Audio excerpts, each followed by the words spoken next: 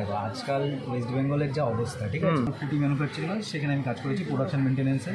তখন কিন্তু আমার একটা হাই স্যালারি ছিল, ঠিক আছে। তো আমার এখানে আসার কারণ কি, ব্যাকগ্রাউন্ডে কিন্তু অনেক রকম এক্সপিরিয়েন্স হোল্ডার করে আমি বসে আছি। দাদা, তুমি হঠাৎ করে পড়াশোনা ছেড়ে আবার এই লস্যি লাইনে আসলে কেন? দেখো এইবার কথাটা তোমাকে কি বলি, দেখো আজকাল ওয়েস্ট বেঙ্গলের যা অবস্থা, ঠিক আছে। প্রথম কথায় আমি ওয়েস্ট বেঙ্গলের অবস্থা নিয়ে আসি। আজকে সবাই চাইছে কিছু না কিছু একটা করব, কিন্তু সেই জায়গাটা কিন্তু পাচ্ছে না, কারণ চাকরি বাকরি কিছুই নেই ওয়েস্ট বেঙ্গলে।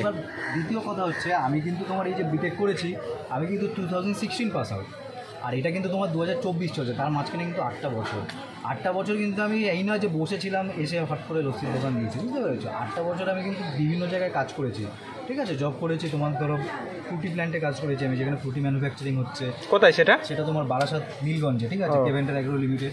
ওখানে তোমার ফ্রুটি ম্যানুফ্যাকচারিং হয়, সেখানে আমি কাজ করেছি প্রোডাকশন মেনটেন্যান্সে। তারপরে তোমার পেপসিতে কাজ করেছি, সেম প্রোডাকশন মেনটেন্যান্সে। এবার কি বলতো, এইসব জায়গাগুলো কাজ করে না, আমি ভিতরেই ছিলাম, মানে ধরো প্ল্যান্টের ভিতরে কাজ করেছি, কোথাও যাই না, অনেক কিছু শিখেছি, অনেক কিছু এক্সপিরিয়েন্স হয়েছে। এবার তারপরে একটা মনে হয়েছে যে কিছু একটা করতে গেলে আমাকে কমফোর্ট জোন থেকে বেরোতে হবে, বুঝতে পেরেছি। আজকে আমি যখন বিটেক করে যখন এই জবগুলো করেছি, তখন কিন্তু আমার একটা হাই স্যালারি ছিল, ঠিক আছে। আমি কিন্তু স্যালারি বসে থাকতে পারতাম, আমি আগামী দিন গেলে স্যালারি পাতাম, কিন্তু কোথাও একটা মনে হয়েছে আমার যে না, আমি অন্যরকম কিছু একটা করবো। একদমই নিজের প্রতি নিজের কাজ করা আর হচ্ছে লোকের আন্ডারে কাজ করার ব্যাপারটা কিন্তু আলাদা তো অবশ্যই। এবার তোমাকে একটা কথা বলি, নিজের প্রতি কাজ না, আমি যখন এই যে তোমার এই বিটেক করেছি, তারপরে জব করেছি, এই ফেজে কিন্তু আমার অনেক রকম লোকের সাথে পরিচয় বা অনেক রকম ছেলেপেলের সাথে পরিচয় হয়েছে। আমি কিন্তু দেখেছি যে ছেলেপেলে আমি যে স্ট্রাগল করেছি বা আমি করছি, আমি কিন্তু আমার মধ্যে কিন্তু তারা 10টা ছিল স্ট্রাগল করছে, হয়তো তারা বুঝতে পারছে না যে কী করবো না করবো, হ্যাপাজার হয়ে গেছে। তো আমার এখানে আসার কারণ কি, আমার এখানে আসার কারণ এই যে দোকানটা আমি দিয়েছি, আমি শর্টভাবে বলি। আজকে হয়তো তোমাদের মনে হবে যে আজকে বিটেক করে ছেলেটা লস্যির দোকান দিয়েছে, কিন্তু ব্যাকগ্রাউন্ডে কিন্তু অনেক রকম এক্সপিরিয়েন্স হোল্ডার করে আমি বসে আছি, বুঝতে পেরেছি। তো আজকে আমার চিন্তা ভাবনা আছে, আজকে যদি আমি এই ছোটো লস্যির দোকানটা দিয়ে, আমি কিন্তু এখানে সারাদিনে অনেক রকম লোক আসছে, আমি কিন্তু আমি যতটুকু জানি, প্লাস কিন্তু আমি আস্তে আস্তে এই যে এক্সপিরিয়েন্সটা 1, 2, 3 করে কিন্তু আরও গ্রো হচ্ছে।